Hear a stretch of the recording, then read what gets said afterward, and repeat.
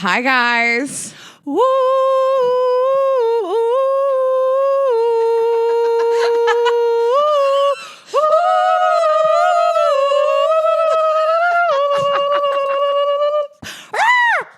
I was like, she's still going. This is our White Lotus bonus episode, everybody.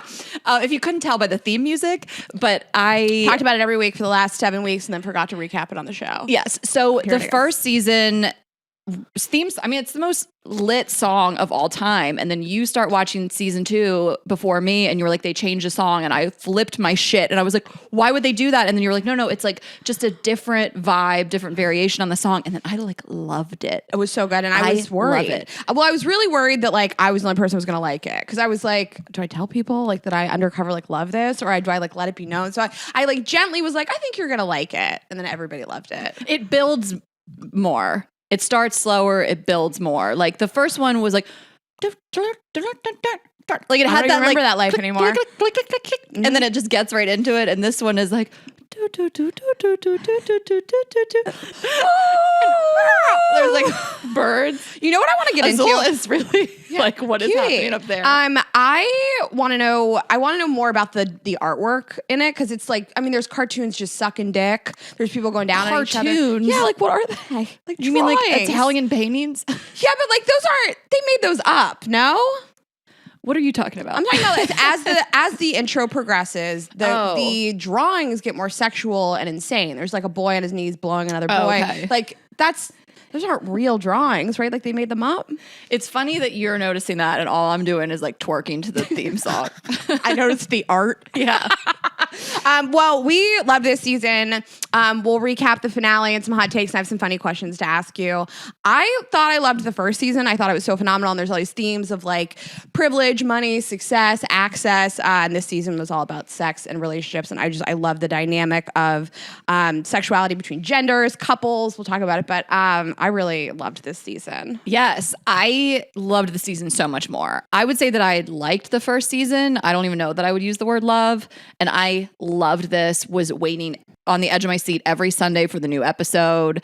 Really, really was obsessed with it. And it's interesting because I didn't really think about this until I watched an interview with the director about how the first season was about money and power. And then this season was about sex.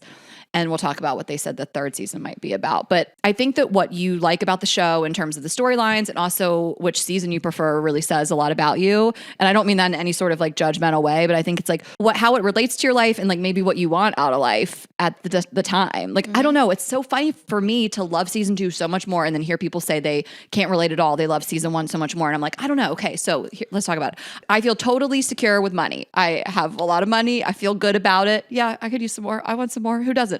But I could use more sex. So I'm wondering if what you want, your desire in life, is the season that you relate to more. I'm going too deep with this. No, I'm gonna also give you a take on why I think you like the second one better. You don't really love shows where there are no redeemable characters and no really likable people. And the first season really did lack a lot of people that you were like really rooting for. You have Jennifer Coolidge, who she's kind of insulting, and she's right, like with the woman at the spa. She's a little racist. You have this like married couple with Connie Brighton, and her kids are just obnoxious and entitled. And then who's the other? Jake Lacey. Right, Jake Lacey is terrible also, and then you kind of feel for his wife, but at the same time you're like, but you made these choices, you picked this person. Like, there's not a lot of characters of any that you root for, except for the friend that comes, Sydney Sweeney's friend. Yes, and the hotel manager. I think Valentina is more redeemable and more like you're rooting for her. As much as I loved the guy in the first season, oh my God, I was obsessed with him. Like, I am like feel for Valentina like in my heart and soul. Anyway, I think you're right. Yeah. You know me, like I don't watch Succession. There's nobody to root for. Yes, of course I want to fuck Cousin Greg. Who doesn't? I don't think You don't love a show where there's nobody to root for. I feel like Megan Faye, I learned her name, stole the show for me. Huh? Megan Fahey? Is it Fahey? Yeah, I think so. Yeah, you're probably right. There is an H. My favorite dynamic was those two couples juxtaposed to each other. I think there's so many interesting takes on like fidelity and what makes a good relationship. And you see this one couple, Audrey Plaza and Aubrey Plaza's husband, I'm going to get his name. Ethan.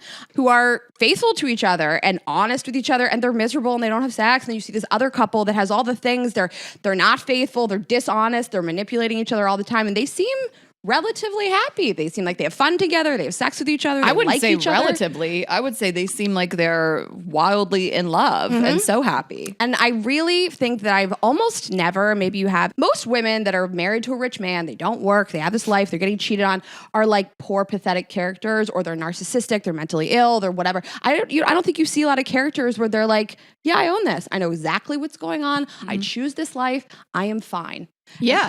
I like this. It was like powerful strength to me. She chose this life. She seems fine. Yeah. I mean, I think that's why the internet is talking about her being everyone's favorite character, is because of that, refusing to take a victim mentality and just really living her best life despite the circumstances, and also just being such an incredible actress. And that moment during the finale when Ethan says to her that, you know, their spouses may have hooked up with each other, those 30 seconds of her processing what he said, calculating what she's about to say next and her next move was so incredible. And listen, guys, if you love Megan Fahey and you have not watched The Bold Type, what are you doing with your life? She's just as incredible in that show. It's one of my favorite shows of all time. You have 5 seasons to dive into and get all you can of her. She's incredible. I'm obsessed with her.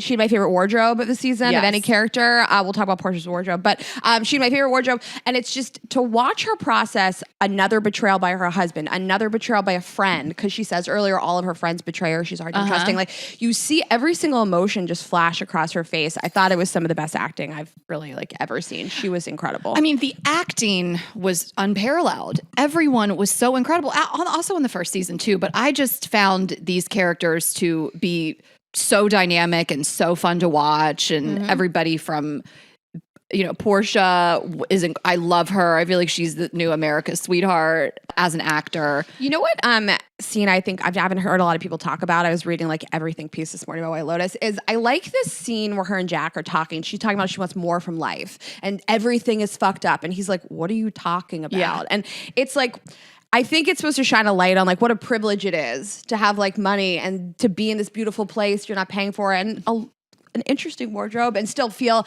empty and nothing is enough. And comes from nothing, and he's like, everything's great.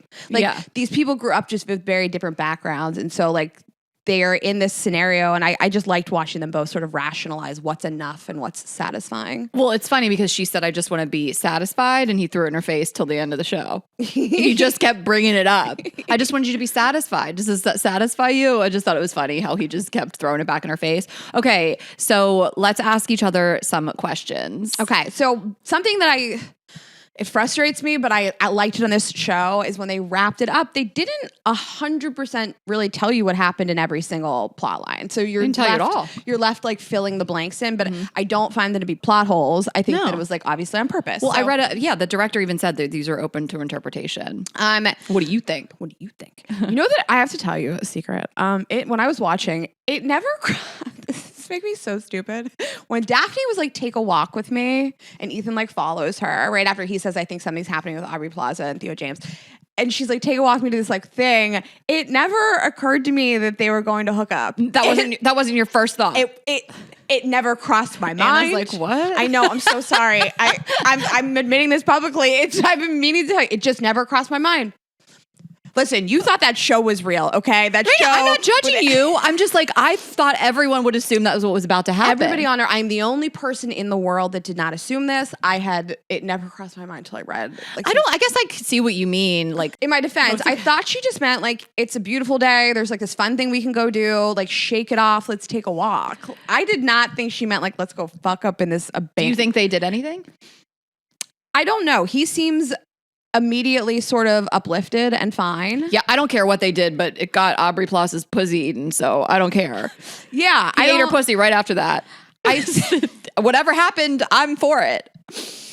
Whatever happened, I'm for it. I can't imagine Daphne having sex with him. No. I don't think anyone had sex.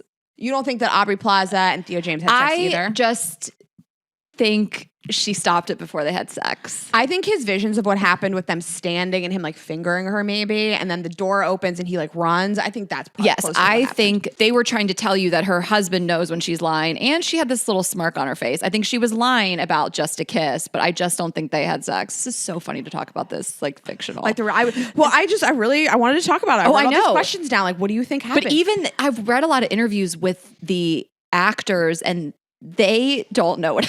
Like asking them, do you think they hooked up? And they're like, I don't know. What do you think? I like it. I kind of like it. It makes me think. A plot hole drives me crazy, and I like when they just leave these things open to interpretation. So I don't think either couple fucked. I don't think Aubrey Plaza would have sex with that guy. That's what I'm saying. I think it takes a lot to get from a kiss to having sex. Like I know things can move fast, and in the heat of the moment, things are hot and heavy, but it still takes a minute to get where you're like being penetrated. I think so too, and I think that like most people know that you have like you can come back from somebody making out with you, fingering you a little bit. It's a little different when somebody penetrates you. It's really such a good look at jealousy, like men and women and how they differ. Like I think that Ethan is a complicated character, and that's what they wanted you to think, but it really was like, I don't want to fuck my wife until someone else wants to, or someone else did. Mm-hmm. Like it really was just, that's you say that all the time. I didn't want to play with this toy until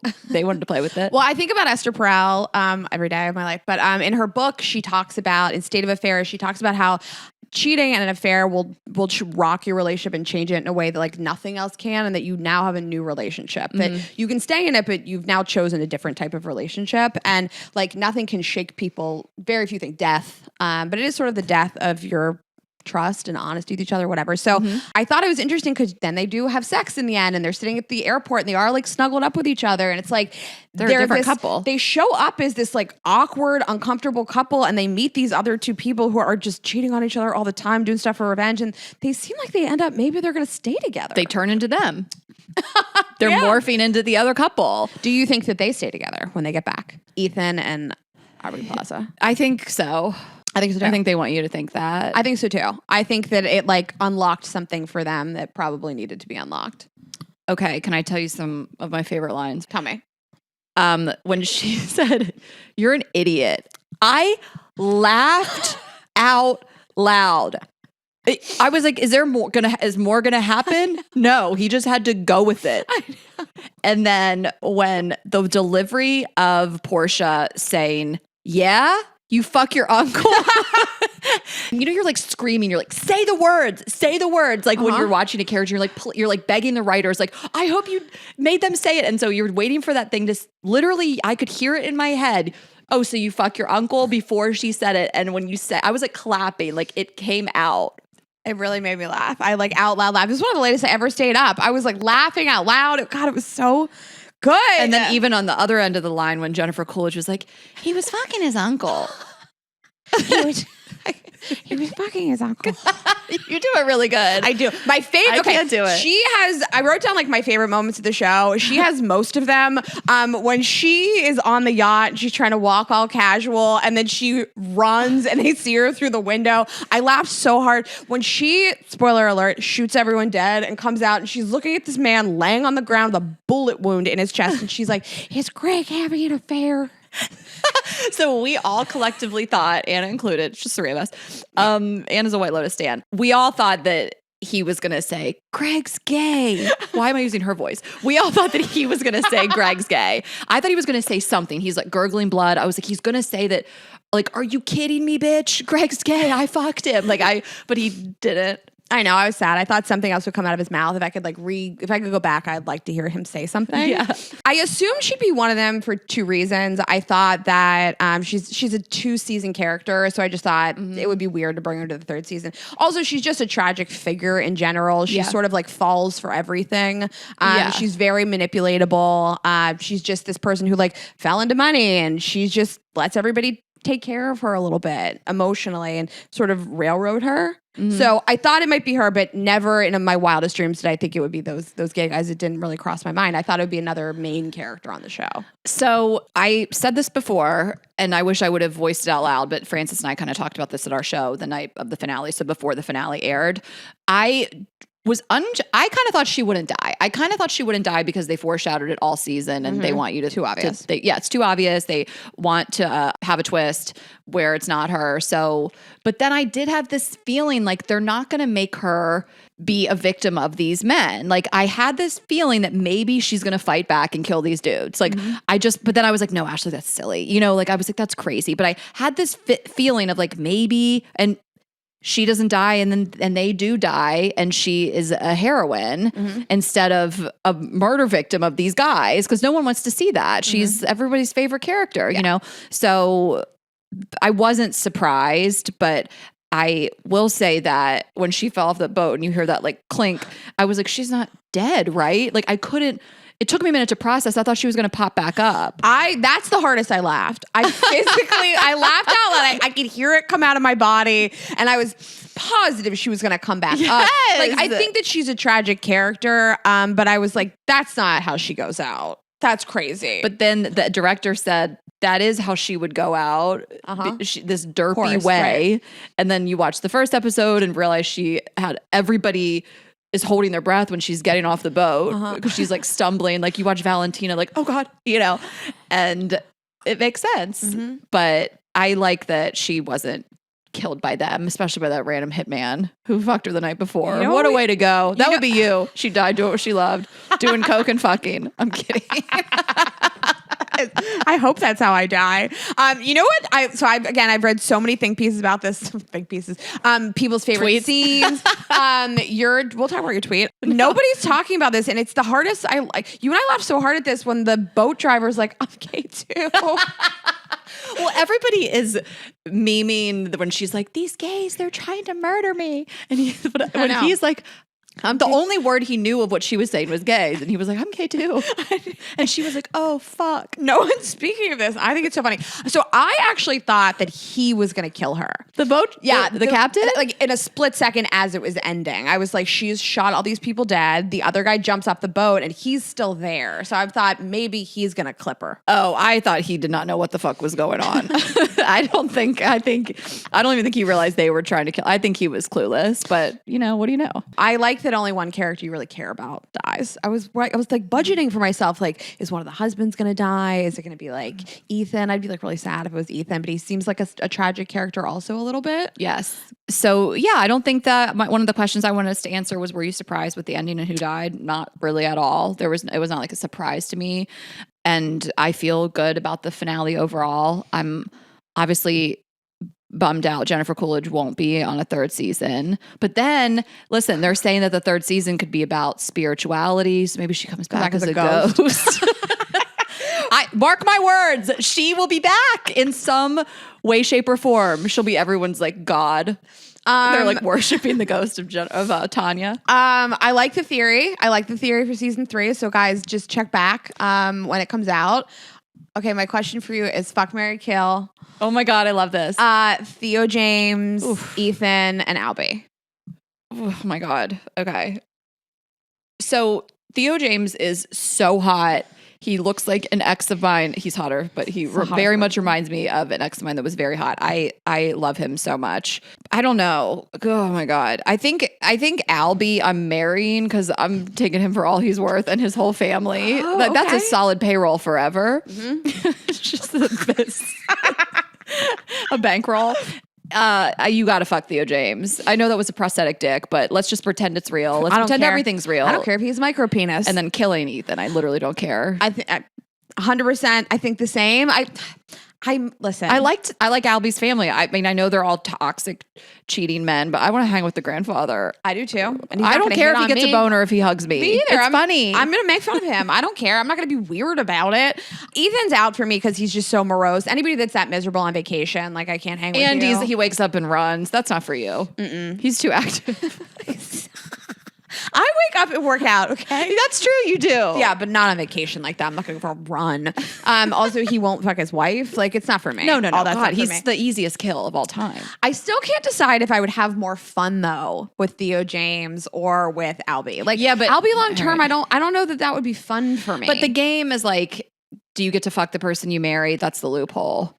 So, yeah, if you get to fuck the person you marry, of course, it's Theo James' all the things. All the things. But if you had to be married to him and not fuck him, couldn't live. Like, what a sad existence. Well, I would just be masturbating in the living room all the time. Also, one of my favorite scenes, I just think it's an incredible like scene in any television show, is when Theo James is fucking the prostitute and Ethan is sitting on the floor and you just see it in the distance. It's kind of blurred. I don't know. I just thought it was like a great it was shot. cinematic moment. I think everything is shot well. The sound mixing is great. Everything's so great.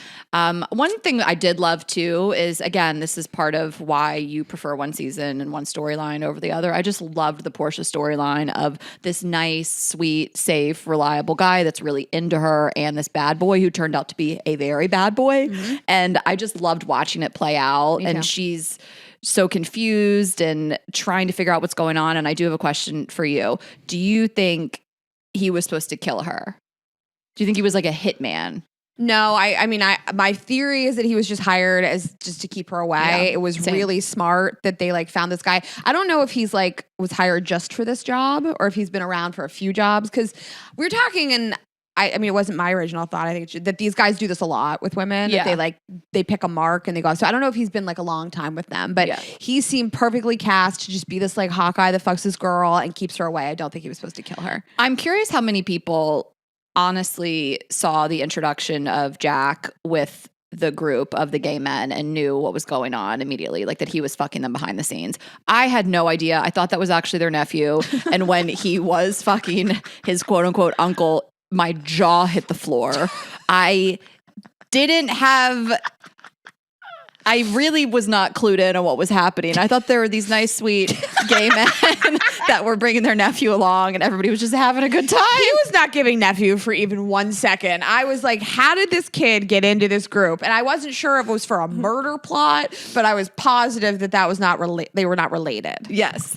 Okay. I just wanted to say that I really loved the prostitutes. Everybody was like, they won the whole show. Whatever. But however you want to interpret it, I'm a fan of them winning in the end. And Valentina, I loved her from moment one, from the opening scene. I was like, I love this character so deeply. And I just want her to be out and proud and be the power lesbian she's meant to be. I love her. She plays the perfect awkward bitch. Like... She's taking a photo of Jennifer Coolidge, and Jennifer Coolidge is like, who do I look like? Be honest. And she's like, Peppa Pig. Yes, but then they said that was foreshadowing because then Jennifer Coolidge said, I'm going for whoever she said. I forget. And then Valentina said, she's dead. Did you notice that? Yeah, I wrote it down. No, like I loved her. I love her so deeply. And then I didn't know if you thought this. The girl she had a crush on, the other girl that worked there, I think she looks like Steph. Could you see it? Oh yeah, she does. She's so pretty and she's got this like her eyes and her smile. I was like, is that Stephanie? Anyway. I felt that so much. Like there's so many scenarios I like felt them in my body. Like when you're so excited about somebody and it just comes crashing down. Like Valentina thought she was gonna go on a date with Stephanie. And she was like, this is my fiance. I like felt the disappointment. Rocco. The way she says Rocco. Salvatore. I like she's yelling at everybody. She's like such a bitch. I loved her. She might be my favorite character. No, Megan Fahey forever. Who was also Sutton and my favorite character on The Bold Type. Just stands. We share her on the podcast. And a couple things, the joke that I made that really blew up on Twitter, and I found it to be a quote unquote plot hole, was that these people have so much money. $50,000 was a drop in the bucket. Even Albie was like, you're not even going to know. It's gone. You know, what you're supposed to think are very wealthy people. And then they're in the line for EasyJet at the end. And yeah, listen, I know how flights work. I'm sure that was the only direct flight to wherever they were going, but EasyJet. And I knew EasyJet immediately because we traveled it this summer. That was the whole debacle when we fucked up our flight. You're repping their colors today. I'm wearing their colors today. It's the largest automated bag drop in the world. That was the worst day of my life. No one wanted this. It was like, I felt it in my body. I was like, they're flying EasyJet. And it's just funny because the thing about it too is that these people are supposed to be so rich, yet they are at this resort where they're eating at the resort every night. You know, like it's not actually the way that insanely wealthy people would travel ever. But it's interesting. I mean, that's how it has to be for the show. But if they're really like Ethan and Cameron, like they're supposed to be these entrepreneur VC type guys that would have loads and loads of money, and that those people would not be at a resort where you're literally just eating at the resort every night. Absolutely not. So I mean, a bunch of people ventured that question, and obviously it is because like there's so much interplay. Like with Lucia walking around, she's fucked everybody in this resort now. Like they all have to be in the same room, sort of, to like make this happen. Of course. So that's why they do it. But I'm not telling you. But the fact that no one else caught this is so crazy to me. What? The EasyJet line. The EasyJet thing? I mean, it's like being in line for Ryanair. Well, first of all, you see that they're just in line. Like EasyJet has no status. You don't have like diamond medallion status on EasyJet. Like it's all just one. There's no first class that I know of. I think it's a budget airline. Yeah. So I think that scene was to obviously show these 3 generations of men still be kind of sleazy. I don't really think Albie's sleazy, but they all check that girl out. But when I realized where they were, I was just like, this family. I love just $50K lying around at the EasyJet line, just in general boarding. I love the foreshadowing that they do, and Albie also. I think that they are really foreshadowing that he becomes not such a nice guy because he's like, give me this money for this prostitute, and I'll manipulate my mom into getting back with you. That's a great call. Anna feels that. I could feel her energy. You are right. Like, yeah, I think that he really is this sweet feminist guy at the beginning, and you're right. I'm going to lie to my mom. Mm-hmm. And if then, you give me this money. Yeah, that's a good call. And then on top of it, he gets betrayed by the woman he does it for, so it's going to make him even more bitter. Yeah. I think that he's going to go back to Portia. There was some tweet that was like, these are the dumbest 2 people I've ever seen. They deserve each other. The outfit she rolls up to the airport in. Well, did you see this quote that I can't remember if it was an article or if it was a tweet, how Coco Chanel said before you leave the house, you look in the mirror and you take one thing off. Mm-hmm. Portia looks in the mirror and puts one thing on. There was another tweet. It's Joey Tribbiani when he shows up for Thanksgiving with everything. He's wearing all the clothes. That's from Friends. It's the only Friends reference I know. That's her. Could I be wearing any more clothes? That's her at the airport. She's buying more stuff to put on her body. My favorite outfit of hers is probably everybody's favorite, is when she's on the date for the arancini with him. And she's wearing just like the little that was her best top. look. Yeah, it was her best look. Yeah. I was like, oh, she's got a little body under there. Florence Pugh Jr. Well, did you see her twerking on GMA, I think? Yes, I did. Also, by the way, I mean, one of our favorite things about this cast is their friendship, and just watching like any videos of them all together. I just love it so much. The girl that plays Stephanie, the receptionist, she posted that was her video that's on TikTok, and I posted on my story of them all like dancing together. It just seemed so fun. And clearly you have these people who are Italian with actors that are American, and Theo James, whatever the fuck, is he British? I don't know. He's British. All these people just coming together to create this incredible show. Yeah, I loved it. I'm sad it's over. I missed it already. I'm excited for season 3. I am. And Anna had a really hot take. So they say that the first season was about money, the second's about power, and then they sex.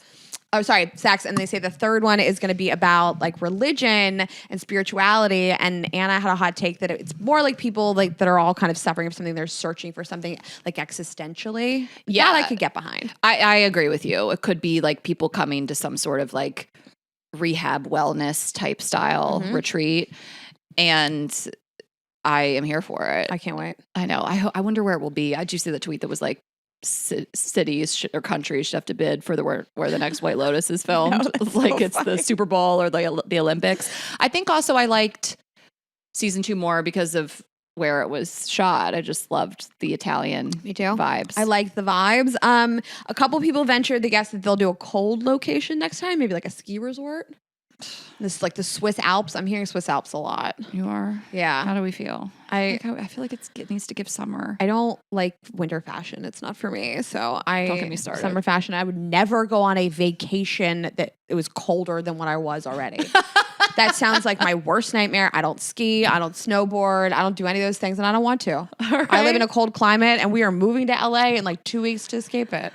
Okay. Well, this was our White Lotus recap. Yeah. Hope you guys liked it. This is really fun. Ooh.